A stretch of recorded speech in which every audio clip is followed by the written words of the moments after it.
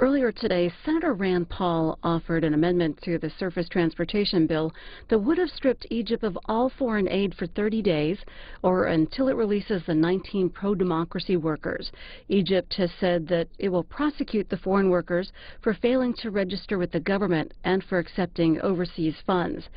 Senator Paul said, quote, "Over the last 40 years, America has lavished over $60 billion of welfare on the government of Egypt, and they act with insolence and disregard by detaining 19 of our citizens." So Senator Boxer today denied Senator Paul his request for a 10-minute vote on that amendment to strip Egypt of foreign aid.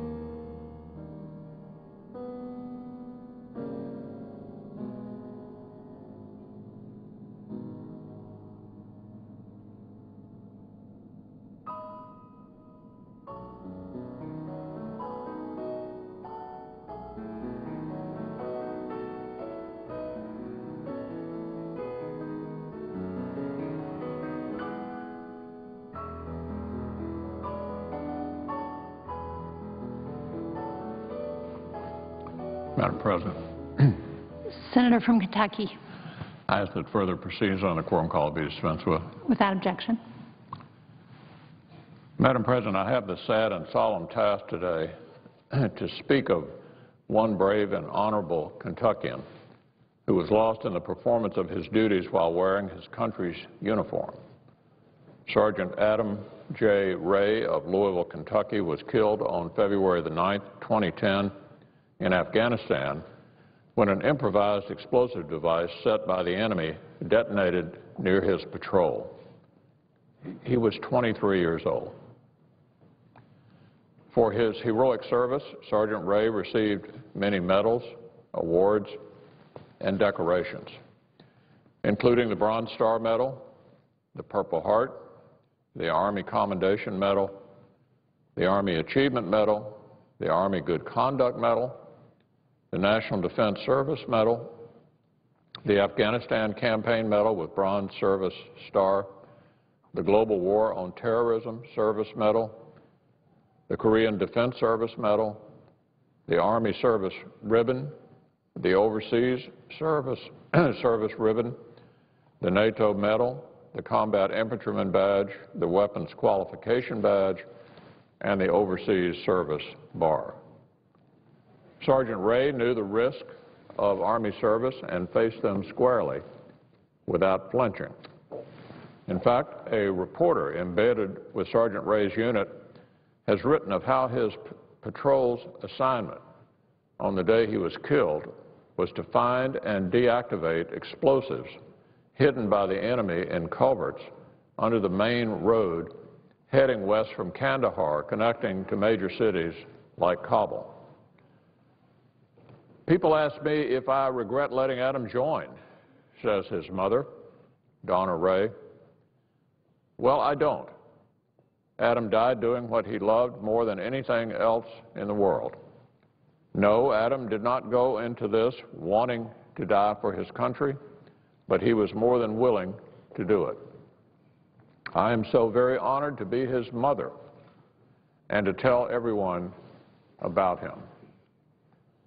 Adam Ray was born March the 9th, 1986, to Jim and Donna Ray when Adam was in the 3rd grade. He went on a school field trip to a military museum. From that moment on, he wanted to be a soldier. He would play Army with his little toy soldiers in the bathtub, remembers Donna. He lined them up around the edge of the tub and prepared for the attack of his dinosaurs. At night, when I tucked him into his bed, I would have to pry the toy soldiers out of his clenched fist. Adam's father, Jim, attended West Point, and Adam wanted to follow in his footsteps and also go there himself. However, after the horrific terrorist attacks of 9/11, Adam felt an urgency to serve his country that could not wait. So he entered military service in April of 2005 and graduated basic combat training at Fort Benning, Georgia. Adam then attended advanced individual training at Fort Sam Houston, Texas, where he was trained as a patient administrative specialist. His first deployment was to Camp Casey, Korea. After 1 year in Korea, Adam re-enlisted and was transferred to an infantry unit. By the time he was deployed to Afghanistan, he was assigned to C Company, 4th Battalion, 23rd Infantry Regiment, 2nd Infantry Division, based out of Joint Base Lewis McChord, Washington. In early 2009, Adam was deployed to Afghanistan. He visited his family while on leave in September of that year and returned to Afghanistan in October. By Christmas, his family was hearing less from him because he was preparing for a dangerous mission. The Friday before he was killed, he called about 2 a.m. our time. He always forgot about the time difference, Donna remembers. He told me that his unit was moving and that I may not hear from him for a while and not to worry. A few days later came the fateful Tuesday that was February the 9th. Adam's unit was conducting culvert denial in an area where an Afghan soldier had recently been killed by a bomb hidden in a culvert underneath a road.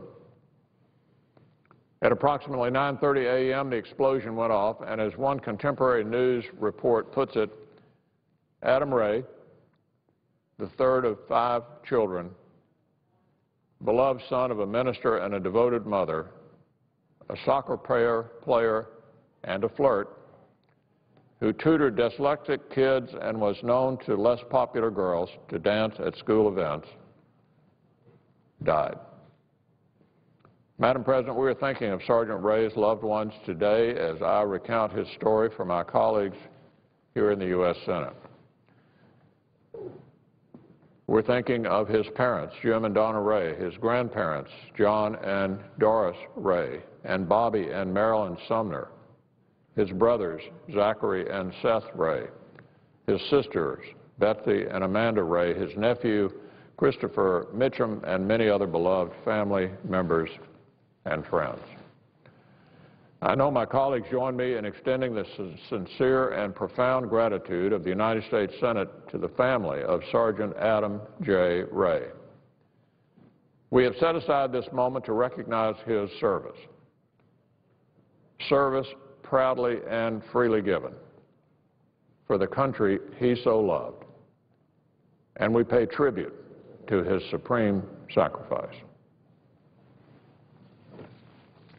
Madam President, I suggest the absence of quorum. Clerk will call the roll. Mr. Akaka.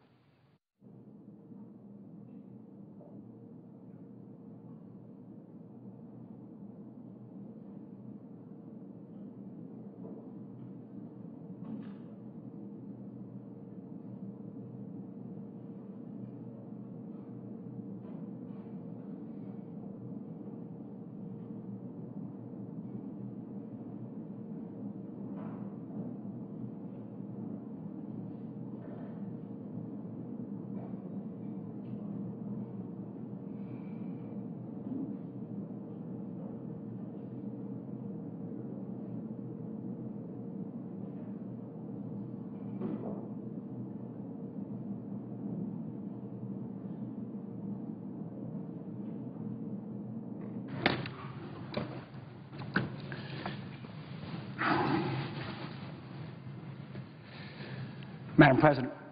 Senator from Virginia. Madam President, are we in a quorum? We are. I'd ask that the proceedings of the quorum be dispensed with. Without objection. Madam President, I asked unanimous consent to speak for up to 10 minutes as if in morning business. Without objection. Madam President, let me I rise today to speak about the conference report that it appears that we'll be voting on tomorrow regarding the issues of the payroll tax, unemployment benefits, and the so-called doc fix. And let me first of all acknowledge, Mr. President, that I know that many of my colleagues have worked long hours on the payroll tax deal that was apparently reached late last night. I've been briefed on pieces of this deal, and I've also seen many of the press reports that has described this deal as a new sign of bipartisanship. And as a new member of the Senate, I know, like the presiding officer, we believe that we do our best work here in Congress when we can have bipartisan solutions, when we can find a way to reach common ground. All these factors make it doubly difficult for me to now rise and say that I will be voting against the conference report when it comes before this body tomorrow.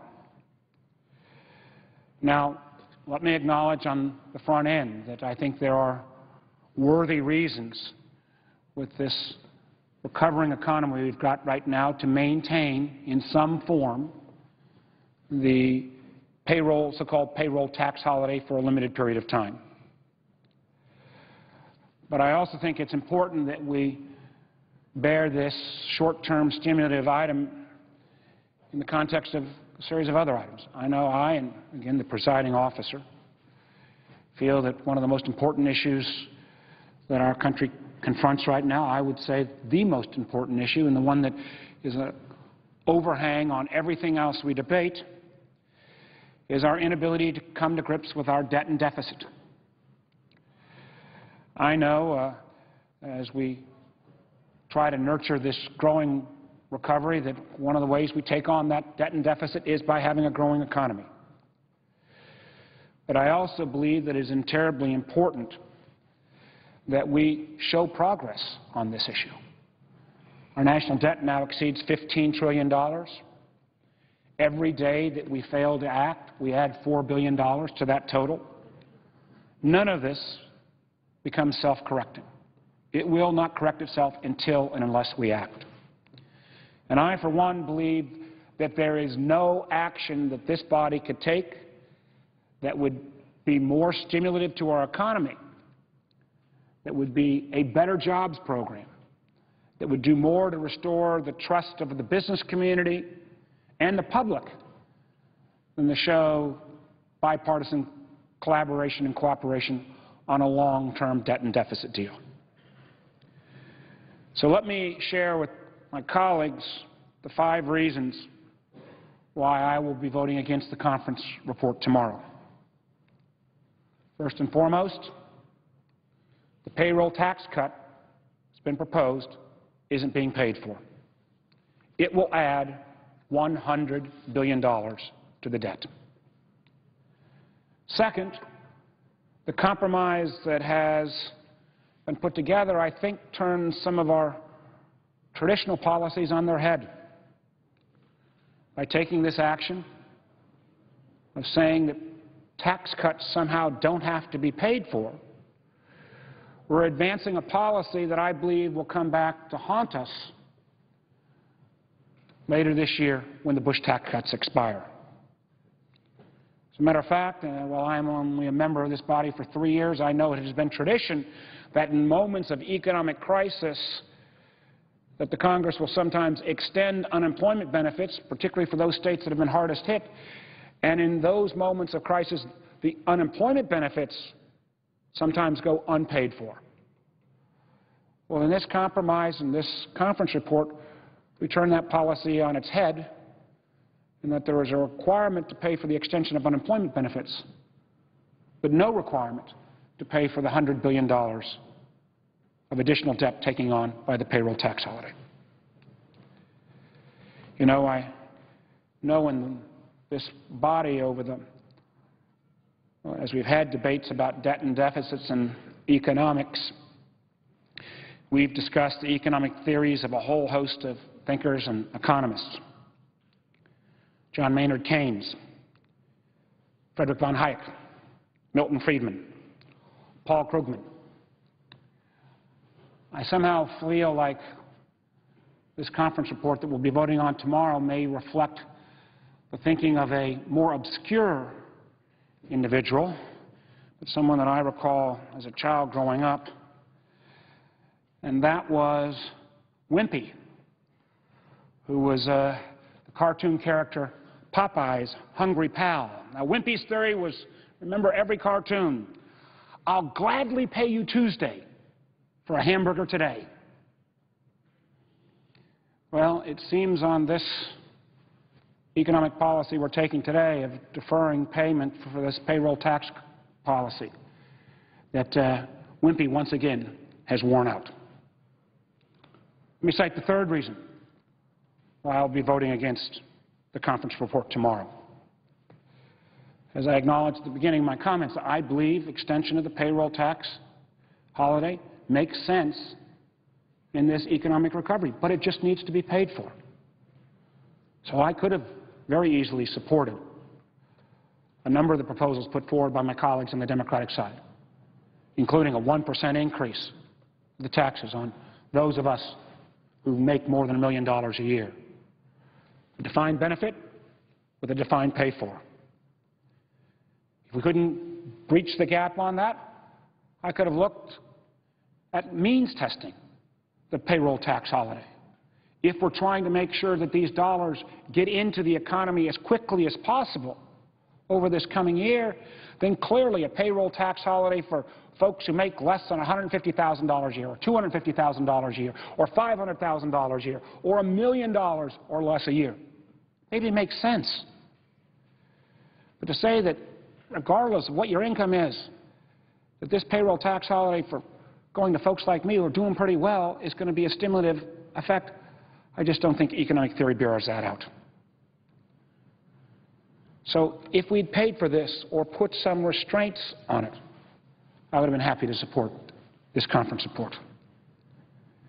The fourth reason why I can't support the conference report is because I am concerned that this payroll tax holiday, which goes into the Social Security Trust Fund, which takes on an area where there has been common support, Democrats and Republicans alike, that the fact that we say that this payroll tax holiday will end at the end of the year, but we put no metrics on that, scare me greatly that we will approach the end of the year and there'll be some other reason why it needs to be extended again.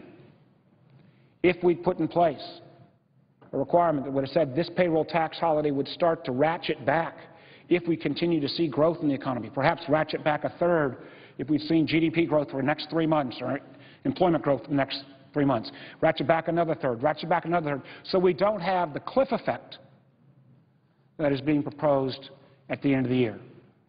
Again, a cliff effect that will come at the same time as the end of the Bush tax cuts, the imposition of the so-called $1.2 trillion sequester cuts, and the proverbial train wreck that's already being talked about. So while I believe that this payroll tax holiday is important, the price, the fact that we weren't paying for it, the fact that we put no restrictions or parameters around this, and actually no guarantee that it will actually expire because we have no metrics of how much economic progress we need to have before it expires, are reasons why I'll be voting no.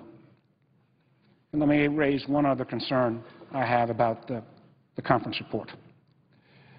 This is one more example of particularly our colleagues in the House saying the first place they go for any pay for any project seems to be our federal workers.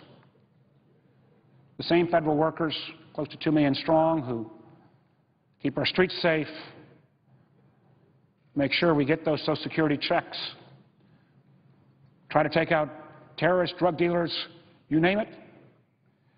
Yet it's the same federal workers who've had their pay frozen for the last 2 years, who've had to endure the prospects of, what are we at, 2 or 3 potential government shutdowns over the last year and a half.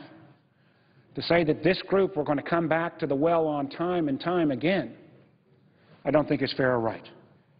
Now, I know, as someone who's looked at the federal pay and benefits, when we get to that issue of a comprehensive tax reform, entitlement reform, big deficit deal, all these items will need to be reviewed. But the notion that the first place to come back to for any pay for is our federal employees, to me doesn't seem fair, nor does it seem right. So for these 5 reasons, I will reluctantly be voting against the conference report tomorrow. I believe it was, again, the context of the debt and deficit in particular, it was Will Rogers who said, when you find yourself in a hole and you want to get out, stop digging. Well, in some small way, by voting no tomorrow, I hope I'll send the signal that I and I hope others will join me in stop digging. With that, Mr. President, I yield the floor. And note the absence of a quorum. Will you withhold your request, sir, on the quorum? Senator from Wyoming. Thank you, Mr. President.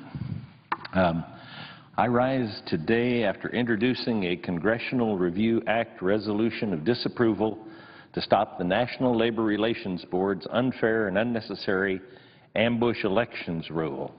It's Senate Joint Resolution 36, and I'm pleased that 43 fellow senators have co-sponsored this resolution. And I know that we'll draw more support on the floor as people learn about the details of this new rule. This administration's National Labor Relations Board has done a lot of controversial things, but the ambush election rule stands out because it's politicized and unjustified effort to make a fair system less fair for one side, and it's being rushed into effect over tremendous objection. I mean, they call it the National Labor Relations Board because it's supposed to act in a fair way.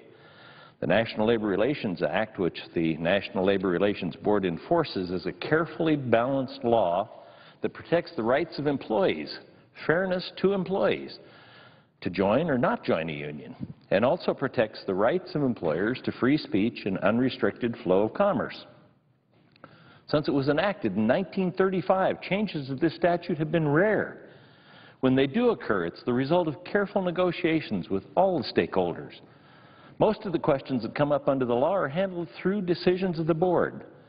Board decisions often do change the enforcement of the law significantly, but they're issued in response to an actual dispute, an actual question of law. In contrast, the ambush election rule is not a response to a real issue, because the current election process for certifying whether employees want to form a union is not broken. This rule was not carefully negotiated by stakeholders.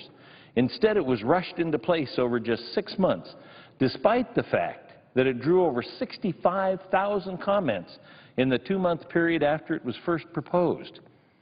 Had the board held the comment period open longer to allow more input from the regulated community, which was clearly quite engaged on the proposal, it would certainly have received even more comments. Yet this relatively small agency reported that it read through all 65,957 comments in just 7 weeks. Then they released a modified rule, and it was finalized.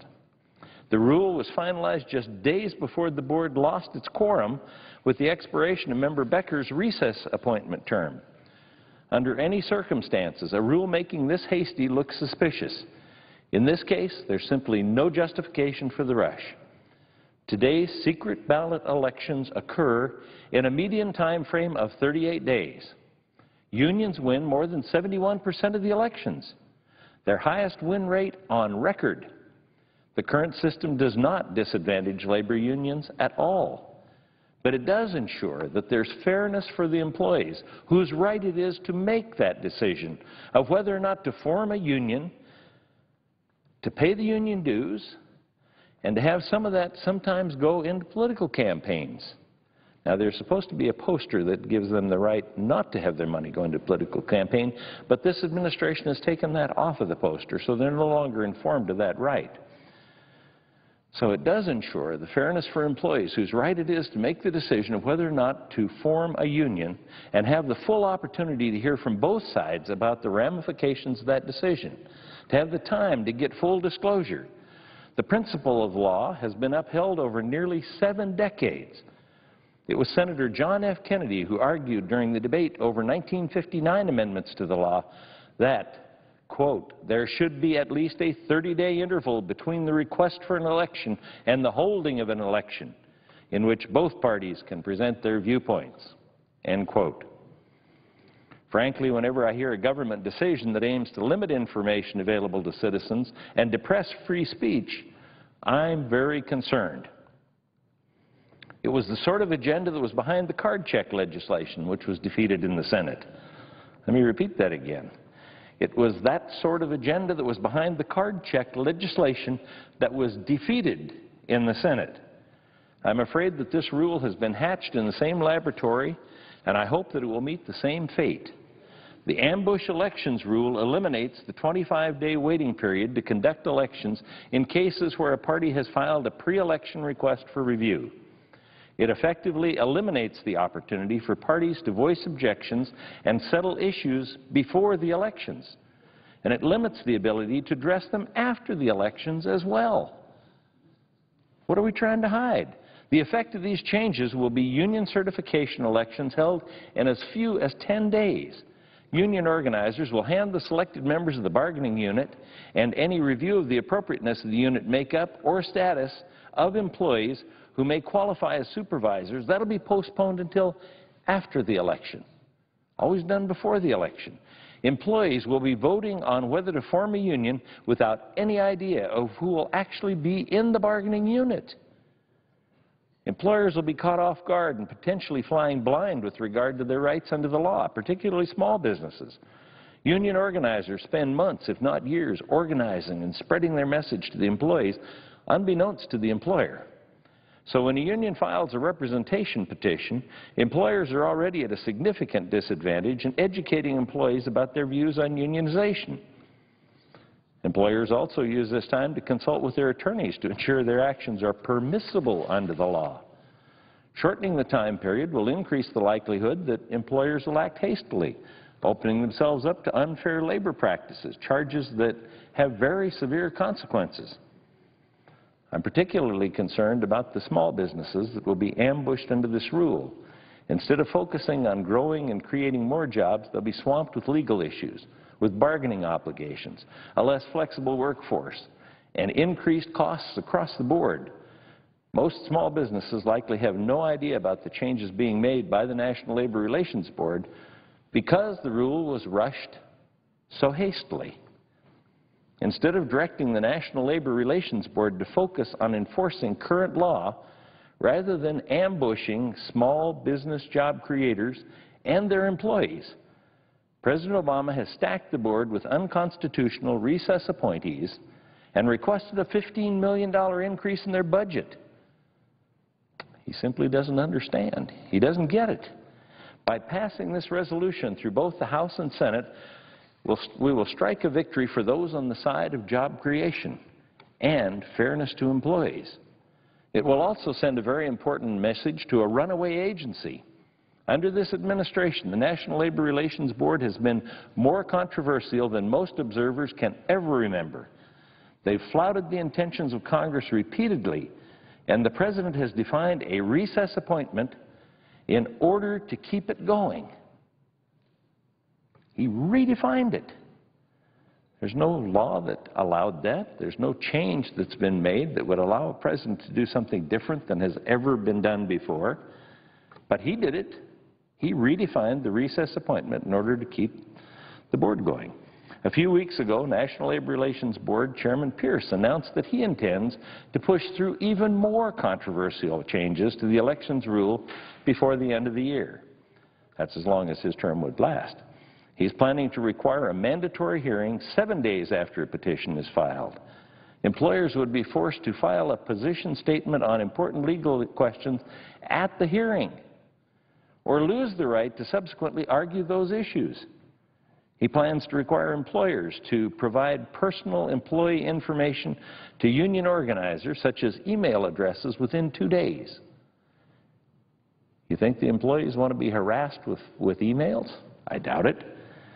Mr. President, these changes would completely cripple any employer's ability to have a voice in the decision-making progress, let alone a small employer's.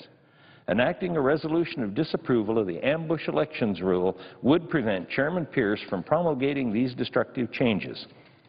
It will not roll back any rights or privileges. It would simply return these workplace rules to current law.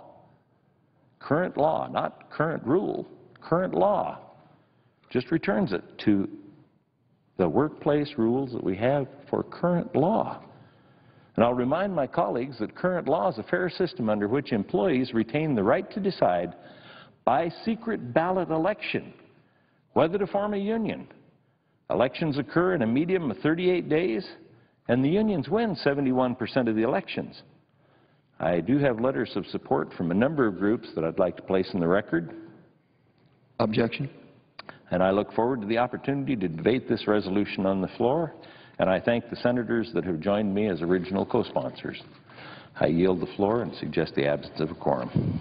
Clerk will call the roll. Mr. Akaka.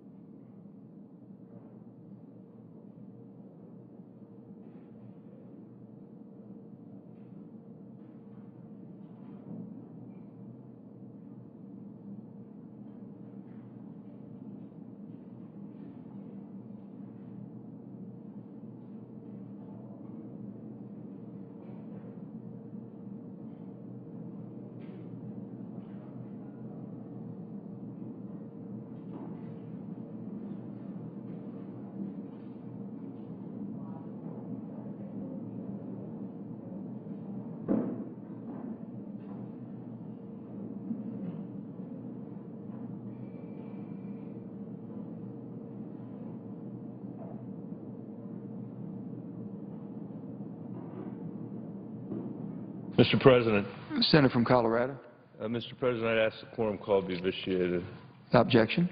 Mr. President, I am here on the floor today to talk a little bit about our economy and something that I think is very important that has been left unaddressed in this payroll tax compromise that I think is a real tragedy for our country and for my state, the state of Colorado, and most importantly for people that are suffering through this incredibly difficult economy. You know, it is not well understood by people, I think maybe even in this chamber, that our country's GDP, our gross domestic product, the economic output of our country, is actually higher today than it was before we went into this recession. You see it rising all the way in the 90s and 2000s, and then we had the worst recession since the Great Depression, and now we're seeing economic output that's actually at a level that's higher than it was before we went into the recession. Our productivity is higher today than it has been at any time in the history of the United States of America. It's become fashionable to talk about what's happened or not happened since the founding of our country. Since the founding of our country, our economy has never been more productive than it is today. And there are several reasons for that.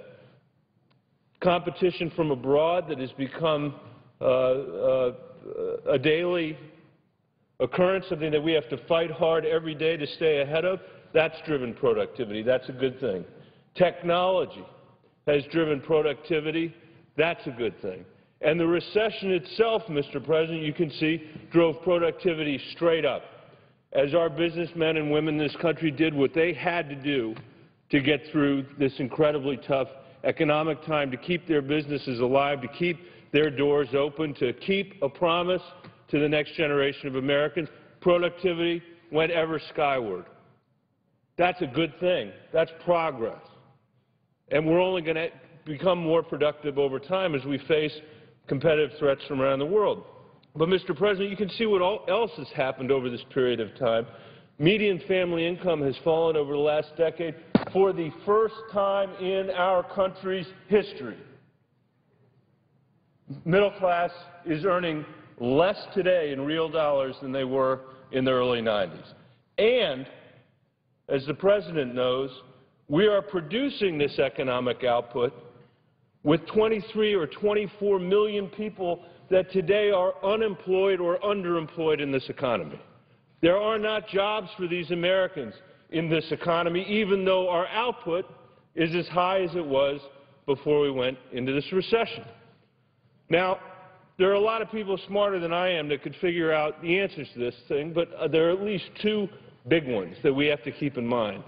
The first one is education. Because the worse the unemployment rate ever got for people with a college degree during this recession was 4.5%.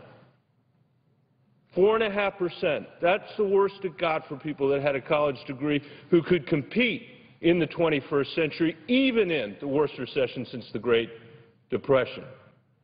But as I've said on the floor here before, Mr. President, this floor, this chamber that has 100 seats, 100 desks, if we were poor children living in the United States of America today, only nine of these 100 seats would represent college graduates. Because 91 of 100 poor children in the United States in the 21st century cannot get access to a college degree.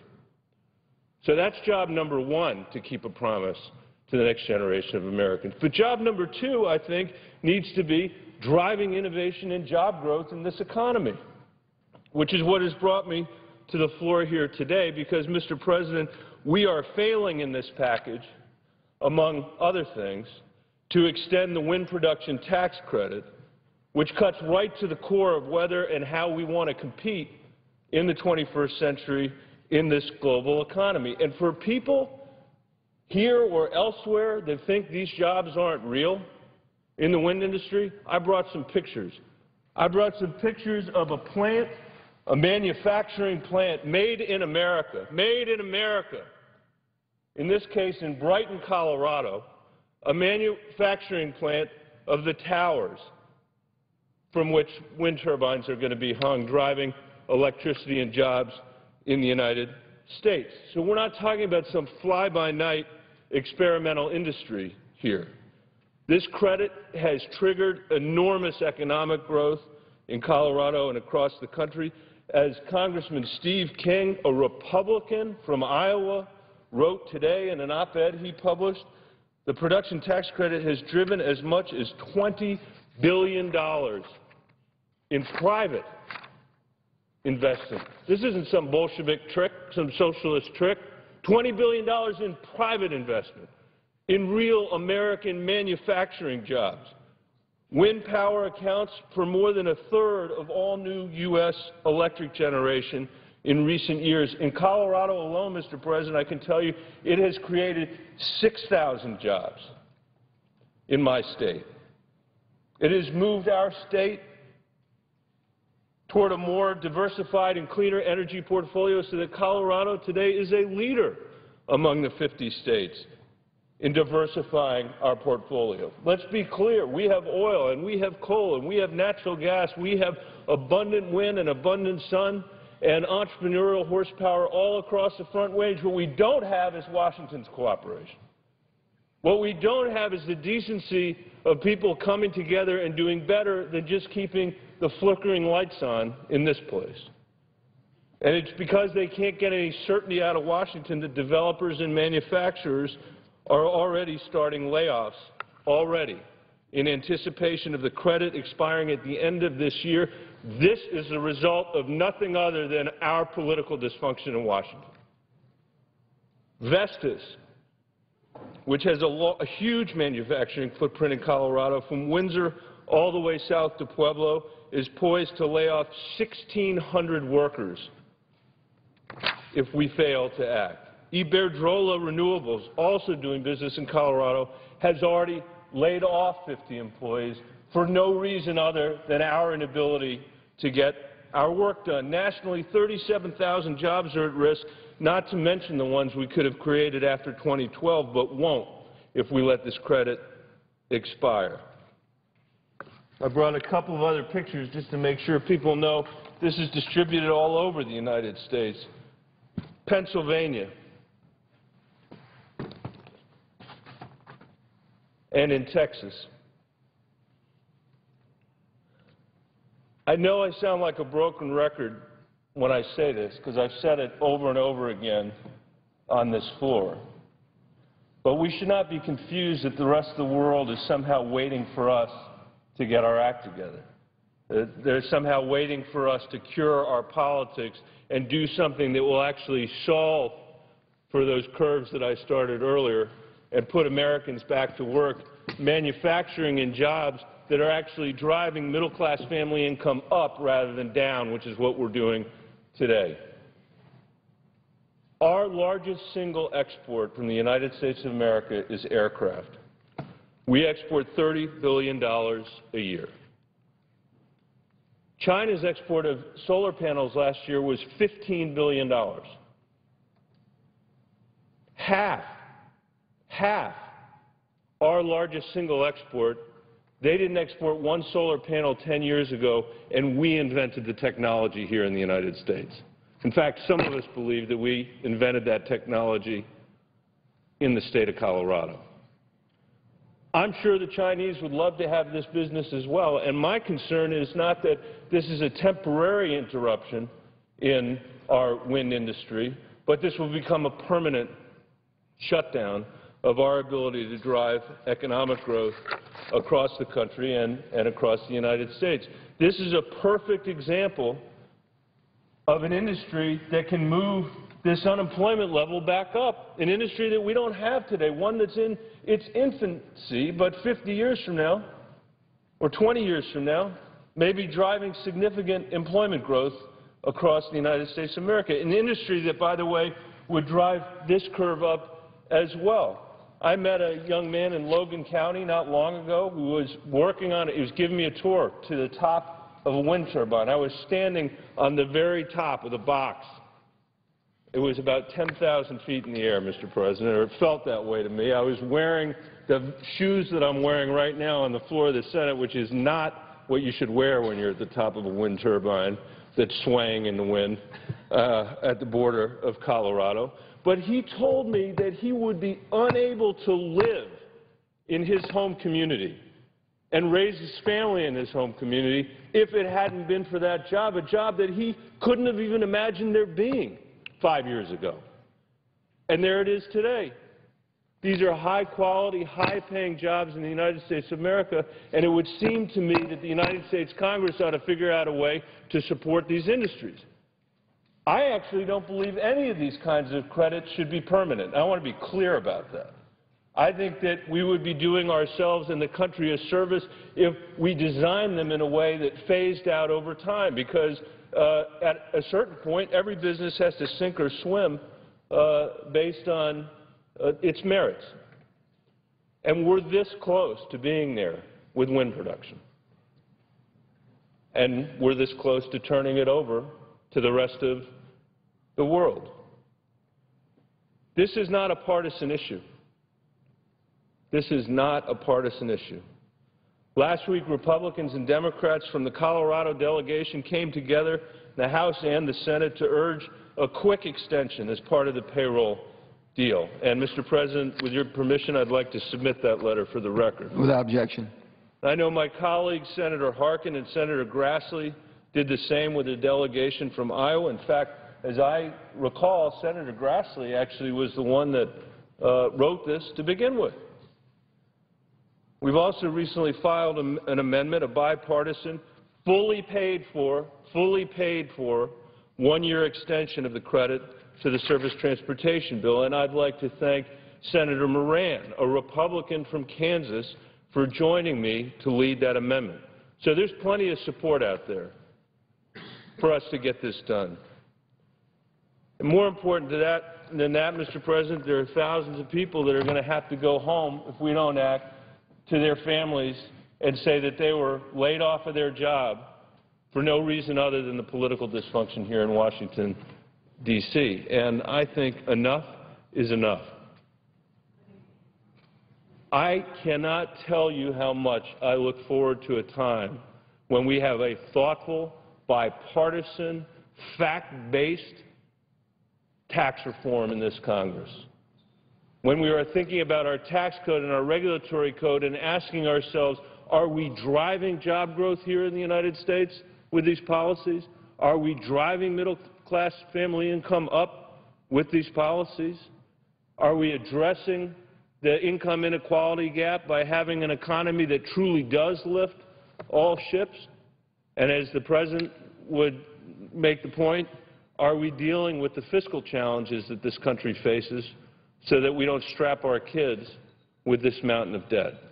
I know there are people on both sides of the aisle that are anxious to work on this, but we have failed that test in this compromise measure. And it is my hope that at some point in the near future we can get in a vote on this amendment, Senator Moran's amendment, and we can put Americans back to work in these industries before we lose them forever. Mr. President, with that, I yield the floor. Senator from Mississippi. Are we in morning business, or do I have to ask unanimous consent to speak as if in morning business? We're on the bill, sir. I ask unanimous consent to speak as if in morning business. Without objection. Mr. President, thank you. I came to the floor previously to speak about President Obama's unconstitutional appointments of Richard Cordray as Director of the Consumer Financial Protection Bureau and of 3 new members to the National Labor Relations Board. I spoke about why this blatant overstep of executive authority violates the President's right to make recess appointments under Article 2, Section 2 of the Constitution. I described its unequivocal reversal of years of precedent, which the Obama Justice Department's Office of Legal Counsel has since defended, essentially stating that pro forma sessions no longer matter. Mr. President, this issue is far from over. We cannot allow it simply to go away, and the illegal appointments must eventually be set aside.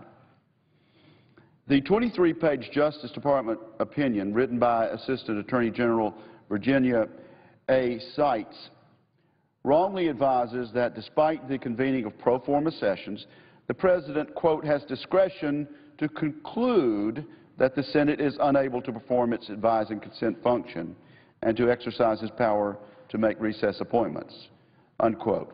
Under this misguided opinion, the Obama administration is suggesting that the executive branch, not Congress, can determine when the legislative branch is in session. The egregious overreach undermines the checks and balances at the very heart of our Constitution. I'm deeply concerned that this presumptuous action by the President poses profound and dangerous implications. As others have suggested, President Obama's abuse of this recess appointment power could lead to unilateral recess appointments anytime, such as during lunch or in the middle of the night. This is not that far-fetched, Mr. President. As I've said before, it is my hope that both parties will rise to defend the separated powers our founders put in place to prevent tyranny and the misuse of authority. It is worth repeating that the controversy surrounding the President's non-recess appointments has nothing to do with the personal character of Mr. Cordray or of those named to the NLRB, nor is the debate over the appointments when the Senate is in recess. What the President has done transcends party issues and ideological divides. A day after the appointments were made, former Attorney General Edwin Meese III and former Office of Legislative Counsel lawyer Todd Gaziano wrote in the Washington Post that President Obama's move is, quote, a constitutional abuse of a high order, unquote. It challenges 225 years of executive practice. The Constitution is very clear in its delegation of powers. It explicitly grants the Senate the exclusive responsibility to give advice and consent on treaties and nominations. It endows the President with the right to fill vacancies when the Senate is not in session, a provision conceived by the framers as a way to keep the government operational when the ability of senators to communicate with the executive branch and travel back to the Capitol took much longer than today. Of course, it is disappointing that President Obama has dismissed the will of the Senate, which had rejected Mr. Cordray's nomination just last December. But never before has a president assumed the authority to issue recess appointments when the Senate was not in recess. In doing so, the president is violating the Constitution, plain and simple, and invalidating the legitimacy of his appointees. It stands to reason that any decisions of the CFPB or the NLRB will be subject to the same shroud of unconstitutionality and legal contest. The Constitution and nearly a century of legal opinion provide a solid basis for determining the parameters of what qualifies as a legislative recess, which is required for the President to invoke his appointment privileges. Under Article 1, Section 5, Clause 4 of the Constitution, the House of Representatives must grant its consent in order for the Senate to adjourn longer than 3 days. The Senate must do the same for the House. It is an undisputed fact that the House of Representatives did not give this chamber that consent, and in keeping with the Constitution, this Senate did not adjourn for more than 3 days.